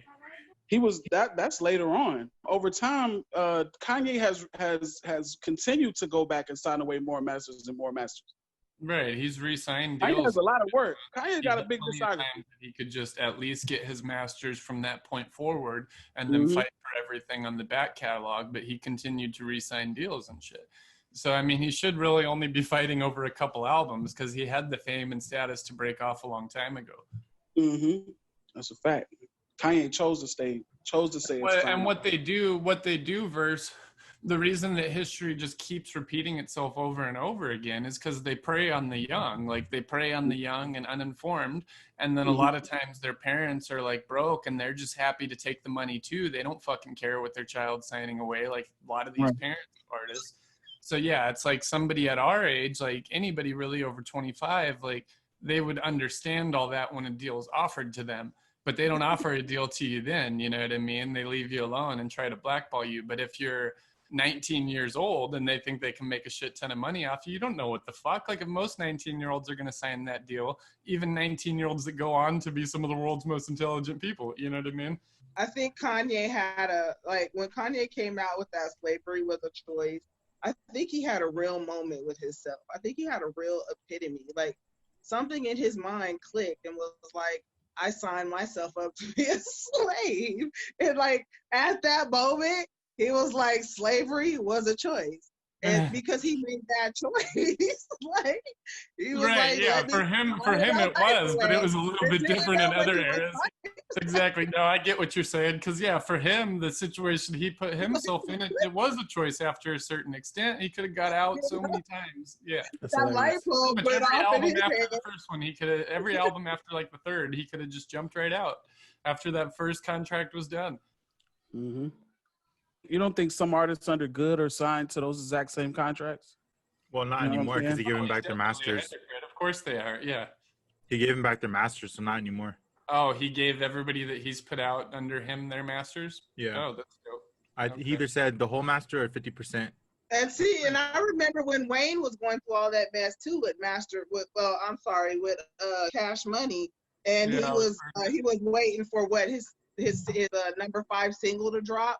And then later on it dropped Sorry for the Wait, you know. But me personally, like with Lil Wayne's music, I like his first 3 albums, I believe. And then all the rest of them was like, what the hell? Like what happened? Like the drugs like just took over your mind or something, because half the shit that you're rapping about ain't shit. You love it. Oh yeah, he had a period of just some incoherent nonsense, like a good like 3-4 year period. He's out of that now though. The new albums, like he's rapping. The new albums are dope. Like I think he's finally out of that funk. But yeah, Funeral was better than Carter 5 though. Funeral was way better than Carter 5. Yeah. Yeah, I'd agree with that. Yeah. Carter 5 was really horrible. It Is really Carter 5 the was. most I recent like shit. You should have waited a little bit Oh, Carter longer. 5 Put is out some Carter 5 is better the one he just dropped was Carter 6, right? No, the one he just dropped was Carter 5. Oh, he just dropped the deluxe. Yeah, Carter 5 wasn't great. I didn't mind the extra tracks, but Carter 5 wasn't great. Funeral is pretty dope. Yeah, Funeral's good, but Carter Funeral 5 has a was lot of not. bangers, actually. Yeah. Yeah. But yeah, I think he's out of that funk overall. Because Carter 5 was bad, but it wasn't as bad as some of the incoherent, like ridiculous shit that he was dropping during that like funk period, you know what I mean? Where he kind of just lost himself or something. Like, But during that, he dropped God Bless America. That was a good song. that is one of his better songs over all the years. Yeah, that's weird that came in that period, but a lot of the shit, 80%, he was just going the quantity over quality route for a while. And a lot of the shit was just straight up filler tracks that there's no need to put out when you're as big a name as Wayne. And I think he was on Martians vs. Goblins in Well, that not time only period. was he big, but then he had his own record label. Like, why would you do that? His Like, features were always solid, though. That's true. The features never really fell off. Like a feature from Wayne in any era is still usually pretty strong.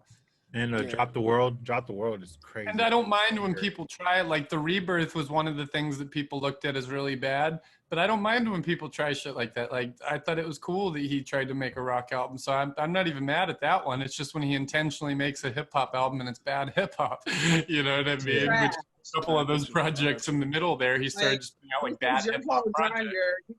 Yeah, Right. your whole Because I know genre. how to You make wage a it whole within album the world trash. that it's in. Yeah. Do you think that there's such a thing as ageism within hip hop that's like unright, or do you think that people are justified in saying that once you hit a certain age you start falling off? Because I would say that I would take the stance of there's justification behind it, that once you get a little bit older you lose your touch.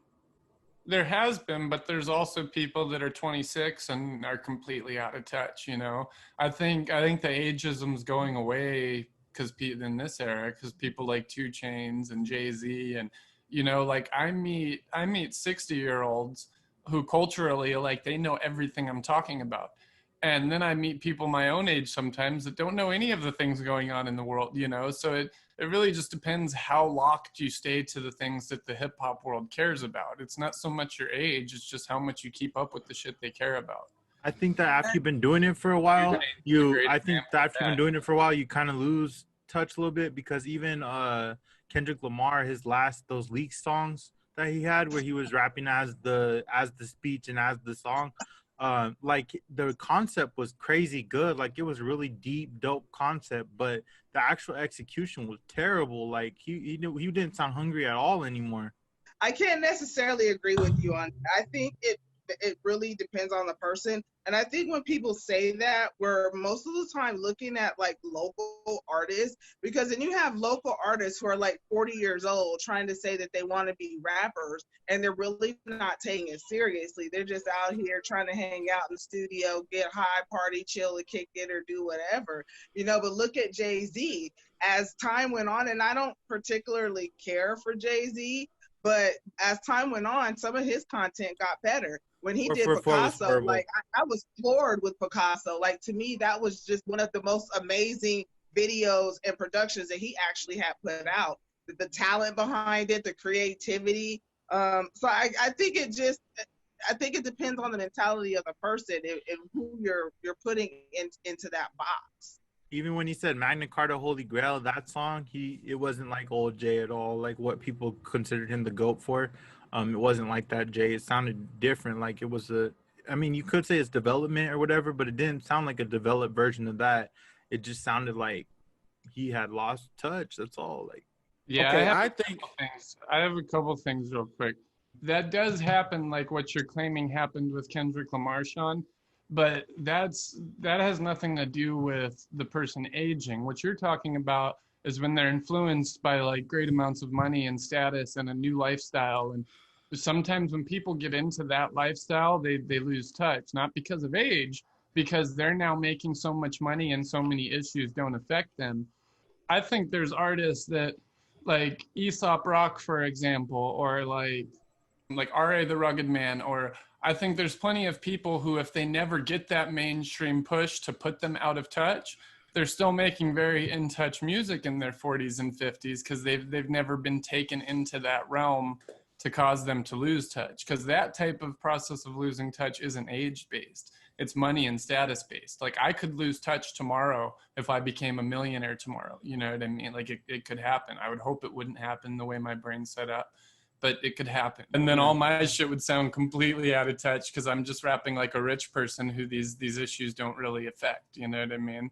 I would disagree in that Drake hasn't hit his like mid 35s or 30, like the ages that like he's already terrible, so that's a good example too. And I mean, he's just like he's advanced every time he's put out a project. Like every project he's put out has been harder from the last ones. Like he's just he continues to improve, and he's gotten more and more money. Well, except for with the exception of not views, but what was the one where it was all like Caribbean?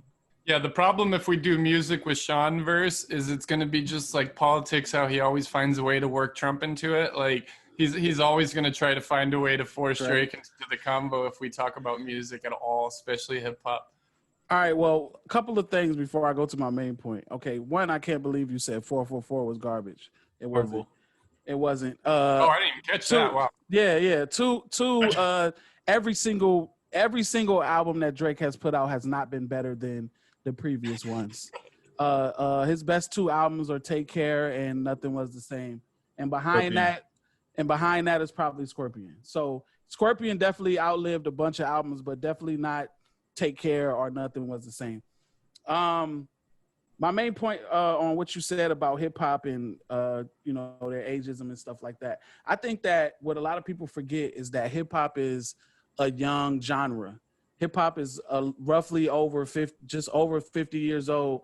We don't have many older artists that were even at a super elite level, you know what I'm saying, at some point in time in their career. We look at Jay-Z. Jay-Z was at an elite level. His career has aged pretty well. Whether or not you think 444 was trash, it did what it was supposed to do, and that's Jay-Z at 40-something years old.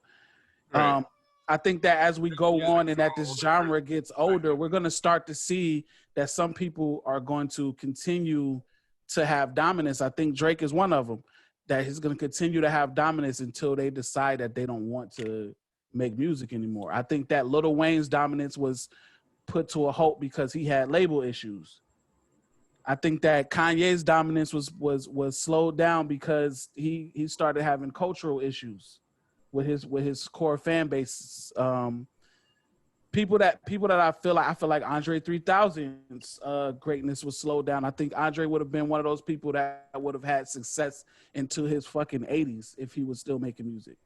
He came on the Jay Electronica project like, my name is Jay-Z and I'm here to say it was just terrible. That Jay Electronica project was great, which is crazy because he's old too, but Jay-Z's parts were horrible. Yeah, I think like Verse was saying, like there's no hip hop itself hasn't been around long enough for us to have like, you know, the Rolling Stones and like the Aerosmiths and like Ozzy Osbournes and shit that even though their albums quality is not what it was in their peak, they're still well respected in the genre. And I think hip hop does have that because it has Jay-Z, it has 2 Chainz, it has Eminem, it has, you know what I mean? So it's like, I think a lot of the ageism, I think it existed at one point because I guess it would be strange to just break in as an older artist back then when it was new. Right. But I think after the inception of hip hop, like I think a lot of the ageism was just an illusion. Like people always would have accepted like the legends. We just hadn't got to that point because hip hop as a whole was so young. So I think just like Jay-Z and 2 Chainz and M and guys like that are for this generation. Every generation will have those now. And then you'll see people like A$AP Ferg where they put like Bone Thugs on their album, you know, like the younger generations keep them somewhat prevalent too because they work and mingle with them. So a lot of the ageism is gone and just an illusion at this point because a lot of old guys do insane fucking numbers and the most young prevalent artists put them on their projects. You know what I mean? Trying to tell me that Snoop Dogg, Fabulous. with all his practicing every year in and year out, isn't horrible now? Man, you crazy? Are you crazy? Currently, Snoop Dogg isn't horrible. Bro, did you watch the verses, bro? Snoop was fluid, bro. Currently, though. The verses was 2 months ago, wasn't it? Yeah, but I'm talking Him about and what he Snoop? records now, what he drops now, the songs Bro, he he drops was now. freestyling. He was freestyling, and Snoop was. Listen, awful. if y'all didn't listen to that, y'all should check him out on that verses. When they was freestyling, man, Snoop was like he ain't missed a beat at all. Snoop can still rap. Well, I mean, I did hear the DMX and Lock song, and DMX was eating on that. So I mean, there's a case to be made for either side. But Snoop, on his recent features, has been not making hits. There's so many. It's just like I said, being in touch is just a matter of, you know, keeping your eye and ear to the prevalent things and putting yourself around people who give a shit about those things. You can do that at any fucking age. And everybody's going to accept you just like in other genres. It's just we haven't been able to see that full circle, but you'll see it. Like eventually there's going to be a bunch of like Jay-Z and Eminem aren't going anywhere. They're going to do it when they're like 80. So I mean, they'll still be around in like 30 years, and then there will be new like 50-year-old rappers, and it'll be just like rock, where people will get excited like, oh shit, Eminem's on this lineup. They won't give a fuck if it's 26-year-old Eminem. It's one of who most people have decided is one of hip hop's best ever. That Snoop got washed by NBA YoungBoy on the song that they just did. Snoop but nobody's really going to care about NBA YoungBoy in 6 years, and Snoop people will talk about for hundreds of years. Like, that's a fact. I don't think that's true. I guarantee you. YoungBoy's one of those like wave artists that he's in the wave that he's in, but eventually the wave comes back down. He's been on a wave for like 4 years. He's like Lil Baby. 4 years is not very long. We're talking about like Snoop Dogg and Eminem, and you're saying 4 years? But they're only like, these are like 18-year-olds. Well, not you, Lil Baby. Lil Baby's a little bit older. I understand that, but let's see where he's at. NBA YoungBoy will not have a career to any close remnants of Snoop. That won't happen. Right, or any of the names we've said for that. 2 Chainz, MJ, any of them. He won't have the effect and the lasting. People that don't listen to hip hop know Snoop Dogg. No Snoop Dogg. I know that. I'm not doubting his legacy. I'm not doubting his legacy in any way, but I also would make a point that NBA YoungBoy has his own legacy with the young people. He's like the hottest of their generation. Only NBA YoungBoy I know is Tyler Hero. That young boy be balling. And he may very well be like a real big deal within his subculture, Shawn. But it's like Verse said, like people know Snoop and 2 Chainz and Jay-Z and DMX and Eminem, and people know these people who don't even know hip hop. No, all the NBA YoungBoy, like within hip hop, people know him, but general people that aren't like, you know, hip hop enthusiasts or hip hop heads, if you will, they don't know who the fuck NBA YoungBoy is still. So would you guys say one of two things? Would you guys say that either there is a person that is that figurehead for this generation, or is hip hop about to fall off? Nah, hip hop's not falling off. Not gonna fall off. But who's gonna carry it? It'll just always keep merging. Like after Drake? After Drake, Kendrick, and Cole? Is that what you're saying? After, yeah. After them, I mean, Young Thug seems to have lately been primed to be the next top artist of the year. I mean, he didn't drop too much later than them though. But yeah, Young Thug's. I don't know how much you pay attention to random hip hop, but he's been popping up a lot of places, and doing more tracks with people outside of the hip hop community. Right. Yeah, Thug's had lots of good material, and like Verse said, half of his new good material, he appears on just random artist shit that aren't even, you know. He was on that the Vanna. I was like, is this Young Thug? Oh, you know who? It started back then, but yeah, he does all over. Because I actually listen to pop, and Thug pops up on a lot of shit. Yeah. Young Thug is not going to be known like Snoop Dogg, I don't think, but you know who will? Oh, you mean who I think will be known like that? International, man, that's like just tough. Celebrity. I think it's like Travis Scott, Scott, bro. And like most known name from the hip hop community. That's tough, man. Snoop is such an anomaly. Like, I think Travis Scott though. I think because of his burger, and then also he was just on SNL. He did a feature spot. He's done musical appearances on SNL. He gets called. I think he's gonna be not as known as Snoop, but I think he's gonna be the one who's gonna reach that far, as well as being married to the youngest billionaire ever. I'm not married, but I think it was supposed to be Cardi, and then they kind of pulled the trigger there when she realized it's because she got political and shit like that. Because she's one of those figures like Snoop that like my mom really likes Cardi, and I highly doubt she's heard one Cardi song, but she really likes Cardi as a person. So for the question of what we're talking about, it may still very well be Cardi B, like a person from the hip hop community that's actually a big star to people outside of hip hop. I think Drake could be that, but he doesn't give himself enough outside of music, outside of like actual musical tracks. That's He true. doesn't Yeah, give he himself needs to enough. be more of like a personality outside of shit, and he doesn't really come off. All that he cool. has to do is take the movie roles he's been offered. If he takes movie roles he's been Why? offered, Why doesn't he do that? Why doesn't I he don't do know. that? I know he's Yeah, been he could offered get like the roles. Rock status if because he's a talented, somewhat talented actor. If he took more roles and shit and became that type figure, then yeah, I think Drake would be much bigger outside of hip hop. But even now, he's like Verse said, he's there right now. It's just who would follow him. Yeah, I think Drake is it right now. Following him, I don't know because listen, I feel like Kendrick and J. Cole. I feel like Baby. Go ahead, man. Yeah, the Kendrick and J. Cole. I feel like they'll both stop making music before Drake does. Oh yeah, they're both think on the way That's a out. good point too. They're both on the way out of making music. And I don't mean like that one more project in him. And yeah, I don't think J. Cole isn't even probably going to release his next project. He said. Oh, he will. He will. Believe me. Cole will release his next project. The fall off is coming. Cole will be around for a while still. But yeah, I think they've tried with a few people. Verse. I think they were hoping Cardi could be that. Then I think they were hoping DaBaby could be that. Yo, Cardi. They were hoping, Cardi's not as well known as Nicki Minaj though. Well, logically, I that mean, might be true. That might be true. It's been around a lot of years, though. I mean, they already gave her the whole mainstream push to get her to that level. We're talking about who's going to get that treatment behind Drake, and I think they wanted Cardi to be it at one point, and they wanted DaBaby to be it at one point, but neither one of them were like, they were getting too much criticism compared to the praise, so they were like, and the system kind of didn't push them the same because they're both on major labels and they want to make that person somebody on a major label, obviously, like the next spearhead figure, you know what I mean? Even M was on a major label when he was saying all that controversial ass shit when he first came to prominence. It was still major label money.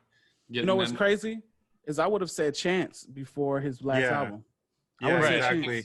I was thinking that. I literally had that in the back of my mind, like possibly Chance. Maybe that'll make a good debate topic, but no. People are really behind that last album had him falling off. Chicago maybe, but even there, he's not like an R. Kelly status or something. Like he's not big God status. He's not even as big as Kanye West in that respect for hip hop. How old is that's just Chicago? I feel like Big Sean they kind of been halfway giving Big Sean that push the whole time, but Sean's already past like his youngest years now, huh? Yeah. Yeah, but he did. No, I think he did date Ariana Grande and stuff, so he is a pretty big celebrity as well. And Janae Akeem. Oh, that affects the prevalence. But that's the music. That's music. That's more because she's more. Yeah, R&B I don't think Janae Akeem is that big outside of her lane. Like, but then again, I don't know. Maybe she is pretty big. I don't see her pop up in just general pop culture shit like you would. Yeah, I haven't even seen her do a commercial or anything, so I don't think she's as big as like Ariana Grande. I want to ask this too on that same note because there's something else I want to ask you guys. What's funny is I'm sitting here thinking about trying to be the next, like we talked about the next Snoop Dogg, as big as Snoop Dogg. I can't necessarily pinpoint Snoop's his recipe, like you know what I'm saying? I can't necessarily pinpoint the one or two things I feel like Snoop Dogg did or had that made him such a global icon. Like, what was it? Is it smoking weed? Was that it? Like, weed was part of it. That did He was able to become like a weed figure, like Willie Nelson. That was part of it, yeah. Appearing in movies, appearing in commercials. Like, he didn't fake the funk. He didn't, try to make himself. He was straight gangster. Like, just set me who I am. I'm a G.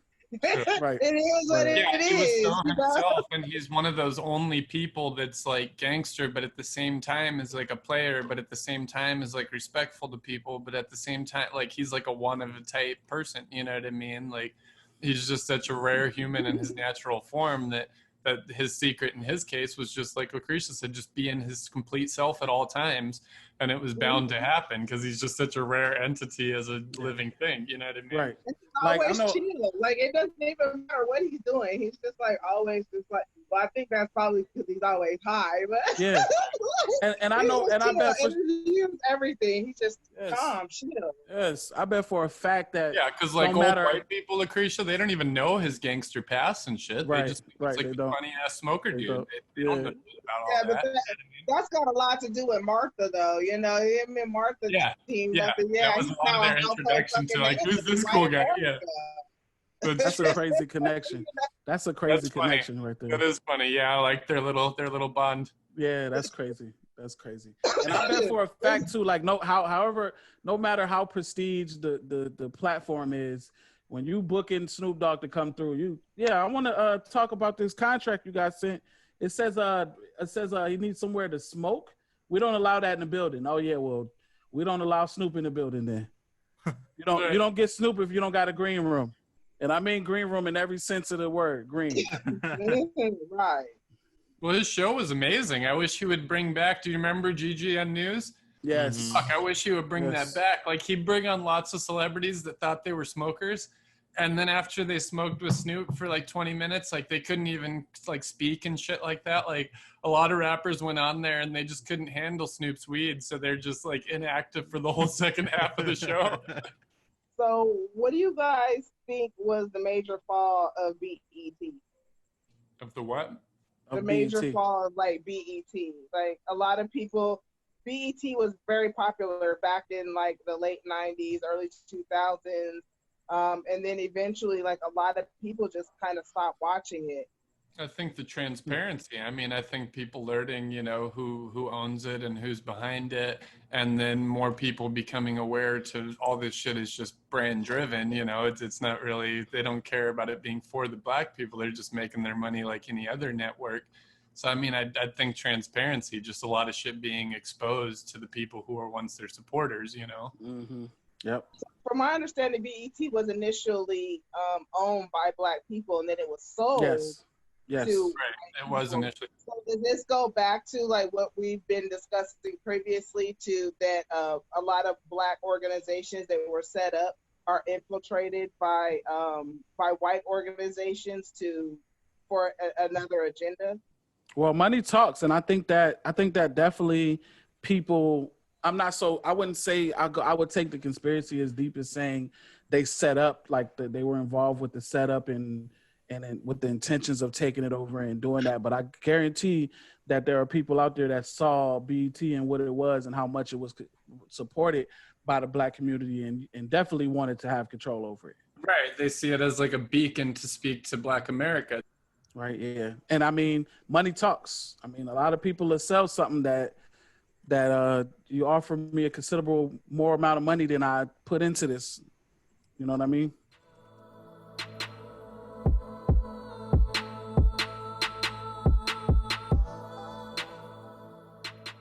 I do got another question too, man, before I get out of here.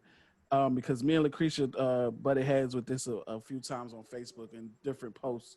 But how do you guys feel about the Tory Lanez and Meg situation as far as Tory Lanez not speaking out? Like, I don't want to get super into their business. I mean, their business is out in there. So I'm not talking about their relationship or nothing like that.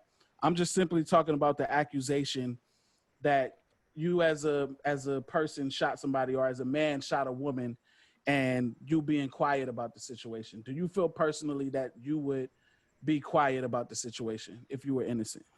The Fifth Amendment says that you have the right to remain silent so that you do not incriminate yourself. I think that if he decides to invoke his right to remain silent, that is totally his right, and he should not be condemned for that. How he decides to then go about discussing his business is also up to him. And I feel like as people, we put too much expectations on what we want other people to do with their lives, or how we want other people to respond, or what we feel is appropriate for other people to do. We have to understand that I'm not you, and you're not going to handle situations the way I handle situations, and that's okay. Yeah, I think it's better that he stay quiet when he has pending court stuff. I think that just makes sense not to incriminate himself or say something that can be used against him in court, because they can take any word you say, as you see with the news, and just spin it.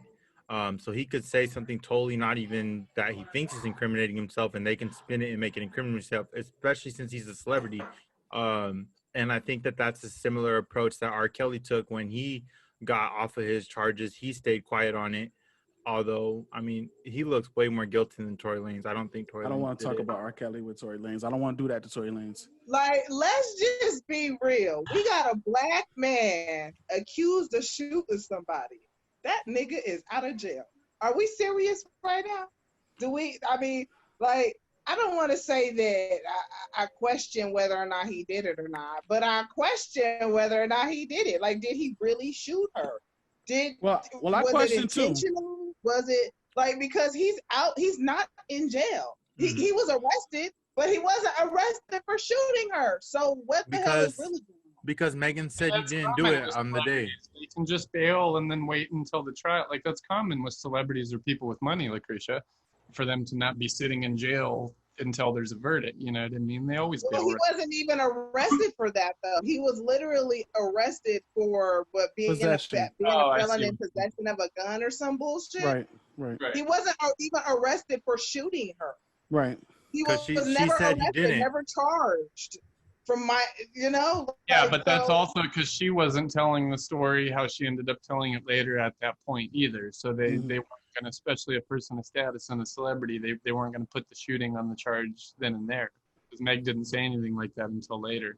And Meg was the person involved, so that would obviously give them grounds to try to convict him of something now. You know what I mean? Which can be looked at with scrutiny as well. Her, giving one statement to the police and another statement to social media. That could be scrutinized as well.